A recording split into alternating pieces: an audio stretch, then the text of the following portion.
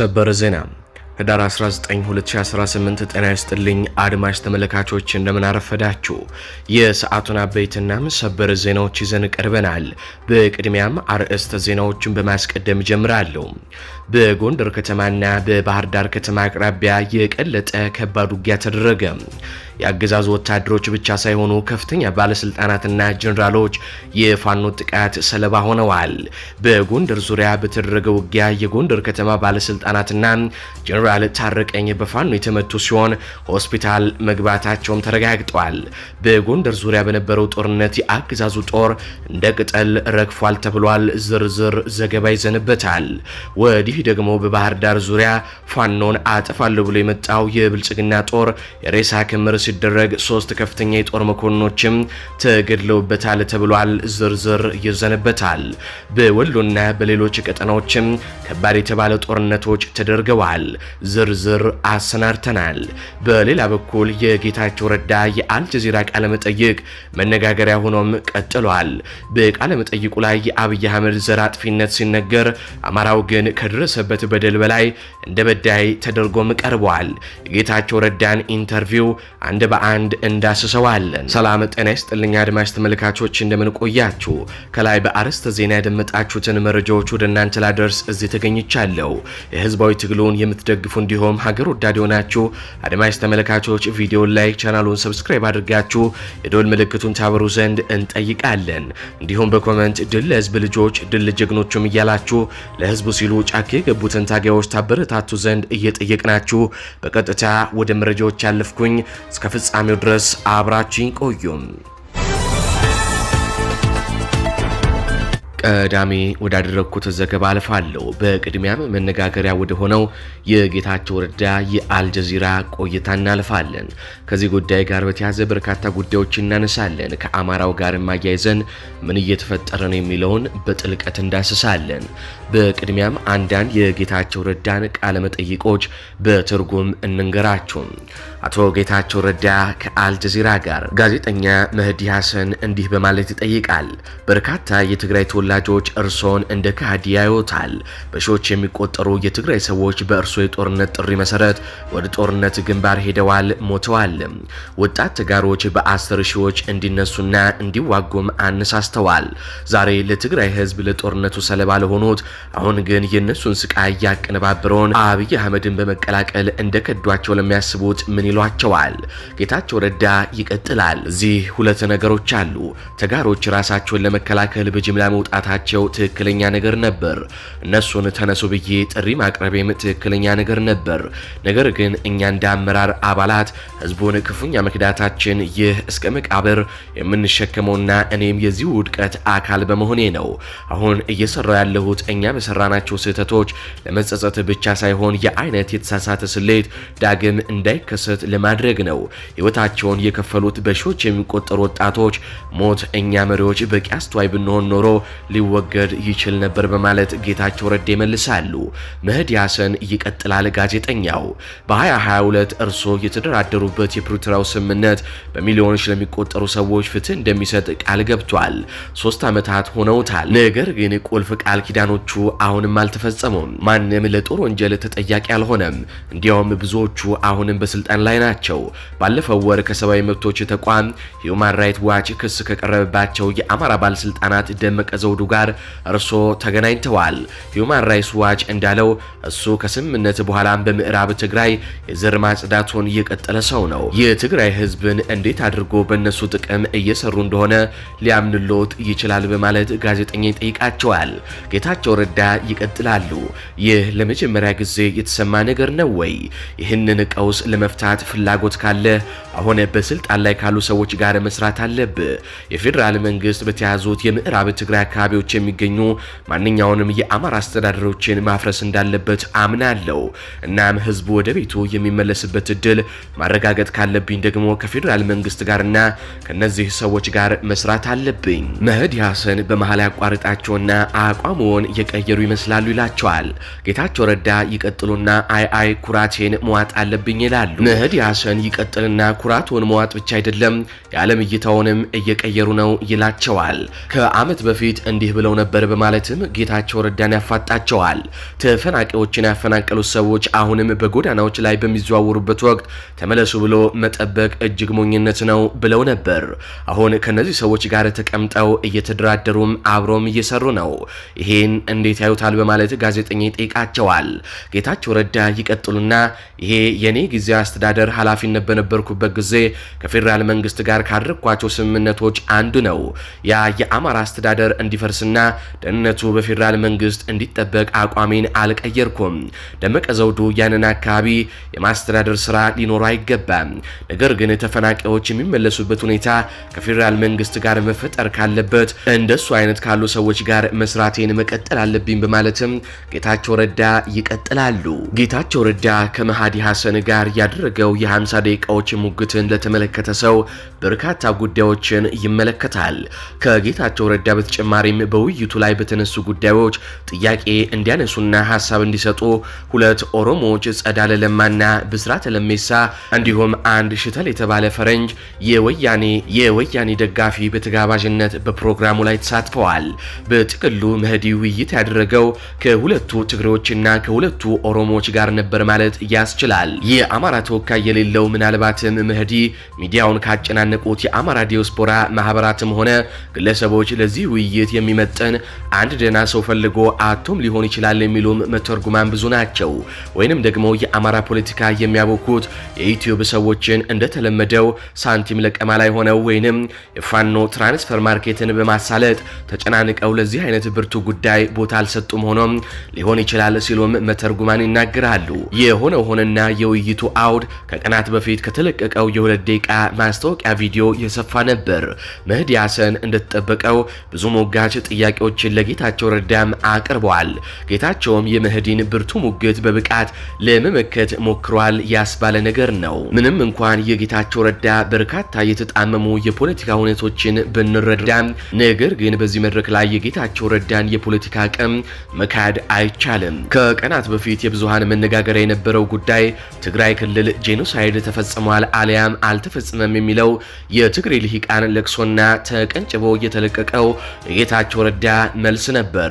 በሙሉ ክርክር ላይ መህዲ አብይ አህመድን ጄኖሳይድ ፈጽሟል ብሎ ቃል በቃል እንዲናገር ግፊት ያደረገ ሲሆን ጌታቸው ረዳ በበኩሉ በትግራይ ላይ የጦር ወንጀሎች የተፈጸሙበት ጦርነት የመራው አብይ አህመድ ነው ሲልም መልሷል።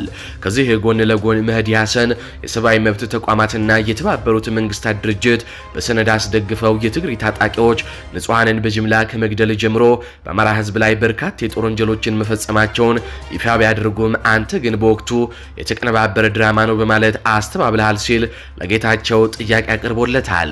ጌታቸው ረዳ ብልጥ ሆኖ የተገኘው እዚህ ጋር ነበር። የቀረበለትን ጥያቄ ከትዕዛዝ ወጥተው ንጹሃንን ኢላማ ላደረጉ ታጣቂዎች ኃላፊነቱን እንወስዳለን፣ ነገር ግን እንደ ድርጅት ንጹሃን እንዲገደሉ ያሳለፍነው ውሳኔ አልነበረም ሲል መልሷል።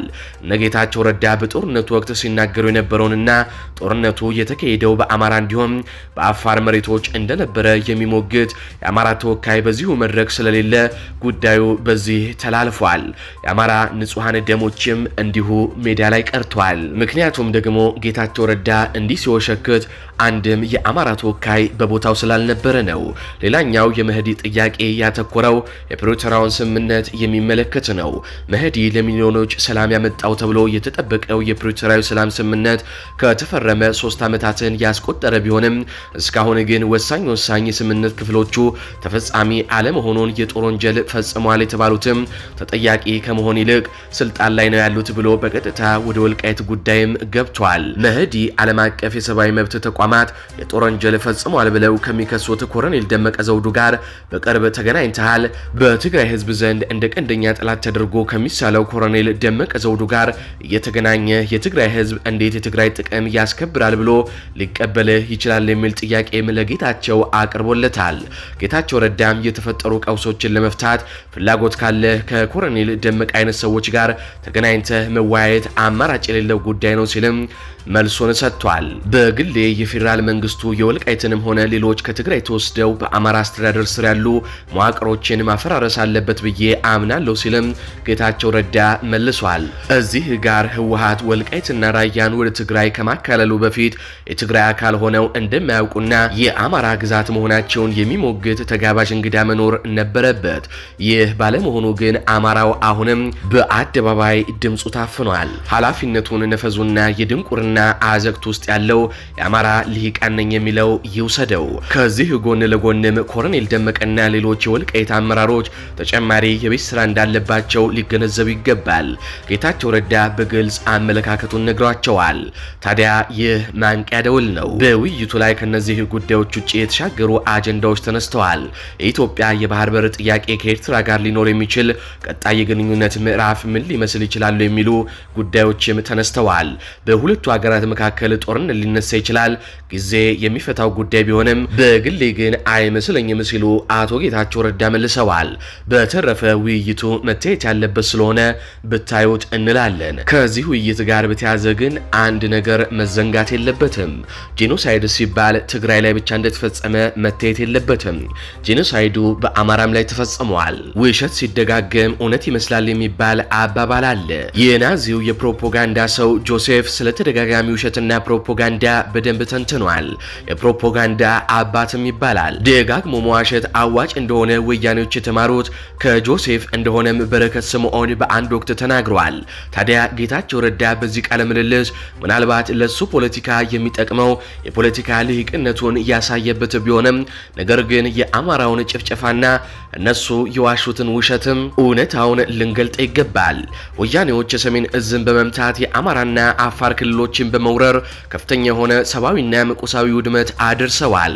የሰሜን እዝን በዘግናኝ ሁኔታ የጨፈጨፉት ወያኔዎች ተመተው ወደ ትግራይ ክልል ሲመለሱ አንድ ሳምንት እንኳን ሳይታገሉ ወደ ቆላ ተንቤን ፈርጥጠው ተደብቀው ነበር።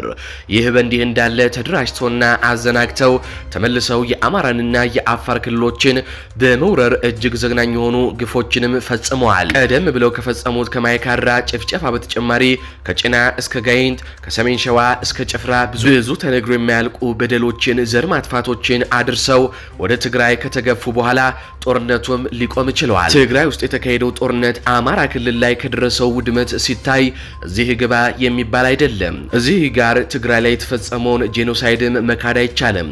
አክሱም አካባቢ ሻቢያዎች የፈጸሙት ከሚባለው በላይ ጭፍጨፋ መዘንጋትም የለበትም። የአብይ አህመድ ጦር ትግራይ ክልል ገብቶ በትግራይ ወንድሞቻችን ላይ የፈጸመው የዘር ማጥፋትም አይዘነጋም። ነገር ግን በርካታ የተጋነኑና እውነት ያልሆኑ ፕሮፓጋንዳዎችም እዚህ ላይ ተጨምረዋል። በወረራ በመጡበት የአማራና አፋር ክልል የሞተባቸውን ተዋጊ የዘር ማጥፋት እንደተፈጸመባቸው አድርገው የሚያቀርቡት ወያኔዎች እዚህ ጋር ትልቅ ፕሮፓጋንዳ ይሰራሉ። ውጊያ ላይ የነበረውን ወታደር ሳይቀር ጨምረው ቁጥሩን አባስተው የዘር ማጥፋት ተፈጸመብን ይላል። ነገር ግን የአማራውን ውድመትና ዘር ማጥፋት ይክዳሉ። ተበዳይ ዝም ሲል በዳይ ከሳሽ ሆኖ ይመጣል የሚባለው ይሄ ነው። ለመሆኑ ትግራይ ውስጥ መቼ ነው ጦርነት የተካሄደው? ለስንት ቀናት? ለስንት ወራት?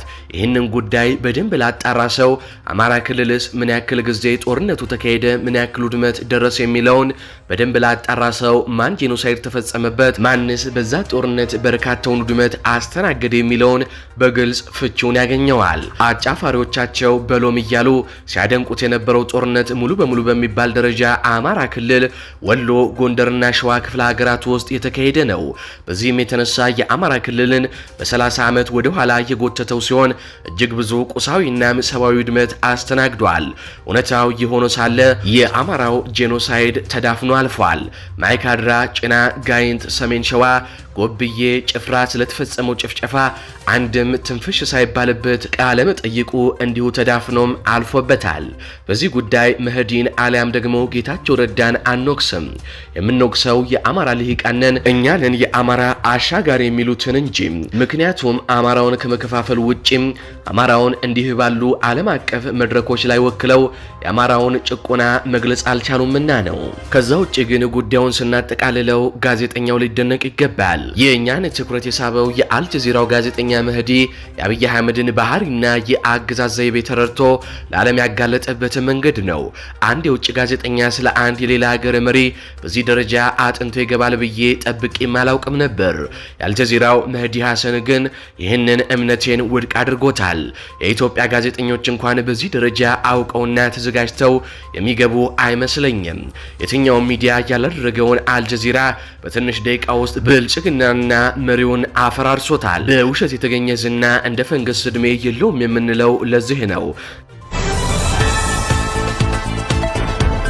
አሁን በቀጥታ ከአማራ ክልል ወዳገኟቸው ሰበር የጦር ግንባር መረጃዎች አልፋለሁ። ፋኖ በባህር ዳር ዙሪያና በጎንደር ከተማ ዙሪያ የተጠኑ የደፈጣ ጥቃቶችን መፈጸሙን አስታውቋል። አፋባሃ ቴዎድሮስ እዝና አፋሃድ ጎንደር ጠቅላይ ግዛት እዝ ጥቃቱን የፈጸሙት ቡድኖች መሆናቸውም ሲነገር በእነዚህ በሁለት ጥቃቶች የጦር መኮንኖችን ጨምሮ የክልል አመራሮች የደፈጣ ጥቃት ሰለባ መሆናቸው ሲነገር በርካታ ሰራዊቱም ሙትና ቁስለኛ መሆኑ ነው የተነገረው። በጎንደር ዙሪያ ጎንደር መውጫና መግቢያ ላይ እንቅስቃሴ በማድረግ ላይ በነበሩ የጎንደር ከተማ አመራሮችን ያነጣጠረ ጥቃት በጎንደር ጠቅላይ ግዛት እዝ በኩል የተፈጸመ ሲሆን የፋኖ ኃይሎች በሰነዘሩት ጥቃት የአገዛዙ ከፍተኛ ባለስልጣንን ጨምሮ ከነ አጃቢዎቻቸው የተመቱ ሲሆን የጎንደር ከተማ ጸጥታ ዘርፍ ኃላፊ አቶ ጌጡ በጥይት ተደብድበው ሆስፒታል መግባታቸውም ተረጋግጧል። በሌላ በኩል እዚሁ ጎንደር ላይ ከጎንደር ከተማ በ12 ኪሎ ሜትር ርቀት ላይ ማማይቱ ከምትባል አነስተኛ ሰፈር ላይ በነበረ የቀለጠ ውጊያ የአገዛዙ ወታደሮች በገፍ ሲደመሰሱ ቁስለኞች ወደ ጎንደር ተወስደዋል። የጎንደር ጠቅላይ ግዛት እዝ በፈጸመው ጥቃት በቅርቡ ከኮሎኔልነት ማዕረግ ወደ ብርጋዴር ጀነራልነት ማዕረግ እድገት ያገኘው ጀነራል ታረቀኝም በፋኖ ጥይት እግሩን መመታቱም ተነግሯል። ከጎንደር ከተማ መውጣት እንደ ቅዠት ያክል የሚፈራው ጀነራል ታረቀኝ እርሙን ከጎንደር 12 ኪሎ ሜትር ወጣ ብሎ ቢዋጋም ጦሩን አስደምስሶም እሱም ቆስሎ ተመልሷል ሲሉ የጎንደር ጠቅላይ ግዛት እዝ የጣይቱ ክፍለ ጦር መሪ አርበኛ ቴዎድሮስ አስራት ለሚዲያችን ተናግረዋል። ይህ በእንዲህ እንዳለ ደግሞ በባህር ዳር ዙሪያ የአፋባሃ ቴዎድሮስ እዝ ተጋድሎ እያደረገ ሲሆን የብልጽግና ኃይል በባህር ዳር ዙሪያ ያሉ ፋኖችን አጸዳለሁ በሚል ሌሊቱን በዙ 23 እና በሌሎች ከባድ መሳሪያዎች የታገዘ ጦርነት ከፍቶ ነበር። በዚህም የብልጽግናን ጥቃት መከላከል ያደረጉት የፋኖ ኃይሎች ከደቂቃዎች በኋላ ከመከላከል ወደ መልሶ ማጥቃት በመግባት ውጊያውን ወደፊት ለፊትም ቀይረውታል። የብልጽግና ሰራዊት የመዋጋት አቅምም ሞራልም እንደሌለው ባስመሰከረበት በሌሊቱ ከባድ ውጊያ ጥይት በተተኮሰ ቁጥር ተራ በተራ ወደ ኋላ ማፈግፈግን እንደ ውጊያ ስልት ተጠቅመውበታል። ህይወታቸውንም አትርፈውበታል ነው የተባለው።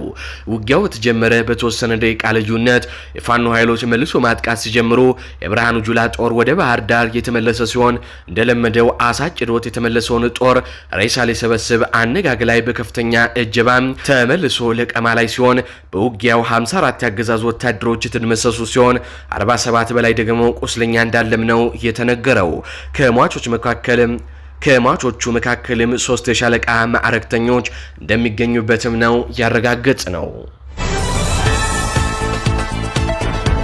ምኒልክ እዝ ልጅ ኢያሱ ኮር 23ኛ ክፍለ ጦር በቀን 17 3ኛ ወር 2018 ዓ.ም ጀምሮ በተጀመረውና ተጠናክሮ በቀጠለው ተጋድሎ በጊሸንና አብላ ሰፍሮ የነበረውን የአገዛዙን ምስራቅ እዝ 801ኛ ኮር 45ኛ ክፍለ ጦር የብልጽግናውን አራጅ ቆራጭ ሰራዊት አዳሩን 23ኛ ክፍለ ጦር ወደምትንቀሳቀስበት ቀጠና ተጉዞ ወደ ደልባ ለመግባት ቢሞክርም ቀድሞውኑ በአናብስቶቹና በአይበገሮቹ በ23ኛ ክፍለ ጦር በፋኖ ኃይል ተተብትቦ የተያዘና ስቦ በማስገባት ታክቲክ አይበገሮቹ የአሳምነው ግልገሎች የብልጽግናን ሰራዊት የአሞራ ሲሳይ ሆኖ እንዲቀርም ያደረጉበት ውጊያ አድርገዋል።